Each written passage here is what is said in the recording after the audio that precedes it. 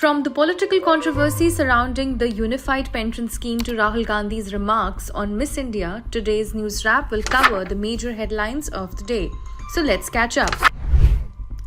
In a significant move ahead of the assembly elections in a state and a union territory, the government has announced the Unified Pension Scheme, set to benefit 23 lakh central government employees currently under the National Pension Scheme. The announcement was made by Union Information and Broadcasting Minister Ashwini Vaishnav, who confirmed that the new scheme will be implemented from April 1st, 2025.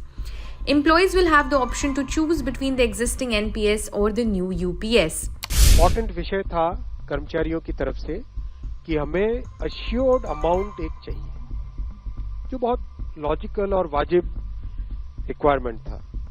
50% assured pension, ये इस UPS का सबसे पहला pillar है।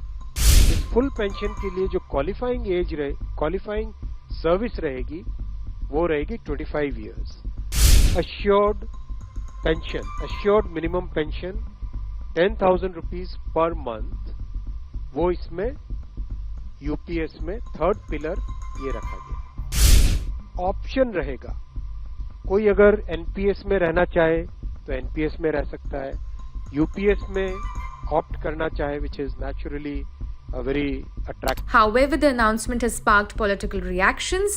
Congress President Mallikarjun Kharge criticized the Modi government, labeling it as a government of U-turns. He sarcastically suggested that a U in UPS stands for the Modi government's U-turns, referring to the government's recent decision to approve the UPS after previously advocating for the NPS. Congress leader Rahul Gandhi on Saturday reiterated his demand for a caste census, highlighting the lack of representation of Dalit, tribal and OBC women among Miss India winners. Speaking at a public event, Gandhi asserted that 90% of the population remains excluded from the mainstream, calling for urgent measures to ensure greater inclusivity. तो कोई कह सकता हाँ भैया 10% आबादी है, ठीक है, बट 90% आबादी आपके बिना देश ही नहीं चल सकता। और फिर मीडिया में आपको दिखेगा भैया, एक पहले क्या होगा, वो बॉलीवुड की बात करेंगे, वहां पे डांस गाना दिखेगा, उसमें भी आपको कोई 90% का नहीं मिलने वाला, कोई नहीं मिलेगा। मैंने चेक किया भाई,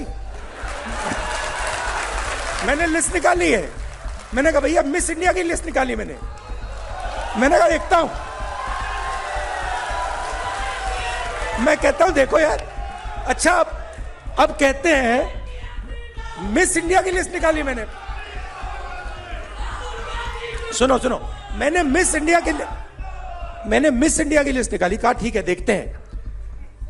मतलब माइनॉरिटी भी 90% में आती है मैडम, आप भी शामिल हैं, और आपको और शायद जो आपके साथ हो रहा है वो सबसे ज्यादा खराब है। मतलब आप पर तो डायरेक्ट आक्रमण हो रहा है, राइट। मगर आप भी 90% में हैं। तो मैंने लिस्ट निकाली मिस इंडिया की, मैंने कहा भैया इसमें तो होगा, मतलब एक दलित महिला तो होगी, एक आदिवासी महिला तो होगी, ना दलित है, ना आदिवासी, ना ओबीसी, कोई नहीं। Gandhi's comments sparked a response from Union Minister Kiren Rijiju, who suggested that the Congress leader should verify his claims. Rijiju pointed out that India's current president, Draupadi Murmu, is the country's first tribal president and that Prime Minister Narendra Modi belongs to the OBC community. Prime Minister Narendra Modi, while addressing a gathering at the Lakpati Didi Sammelan in Jalgaon, Maharashtra, made a strong statement against crimes targeting women, calling them an unforgivable sin. He stressed the importance of accountability across all sectors, including hospitals, schools, offices, and the police system in ensuring the safety of women. Here is what he said.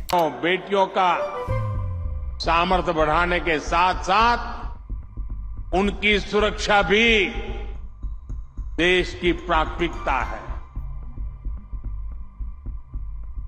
मैंने लाल किले से भी बार बार इस विषय को उठाया है। आज देश का कोई भी राज्य हो, अपनी बहनों बेटियों की पीड़ा को उनके गुस्से को मैं समझ रहा हूं। मैं एक बार फिर देश के हर राजनीतिक दल से कहूंगा, हर राज्य सरकार से कहूंगा कि महिलाओं के खिलाफ अपराध अक्षम्य पाप है। दोषी कोई भी हो वो बचना नहीं चाहिए। Union Home Minister Amit Shah announced on Saturday that the Narendra Modi-led National Democratic Alliance government is committed to eliminating Naxal violence across India by March 2026. Speaking at a press conference in Raipur, Shah declared, and I quote, "The time has come for the final assault on left-wing extremism." अब तक के वामपंथी उग्रवादी विचारधारा के खिलाफ लड़ाई में सबसे अच्छा प्रदर्शन अगस्त महीना होने के बावजूद भी इस वर्ष में हम कर पाए हैं। प्रधानमंत्री जी की स्ट्रेटेजी के कारण 4 दशकों के बाद एमपी के चांदा मेटा गांव में पहली बार इस लोकसभा में मताधिकार का प्रयोग हुआ और सुकमा के 6 गांव ऐसे हैं जिसमें पहली बार 4 दशक के बाद आदिवासी भाई बहनों ने मताधिकार का उपयोग किया। मैं मानता हूं कि एक प्रकार से ये सिक्योरिटी फोर्सेस की विजय है, लोकतंत्र की विजय है। आज हमारे सीएपीएफ के जवान वामपंथी उग्रवादियों का सामना करने के साथ साथ विकास के कामों की भी निगरानी कर रहे हैं।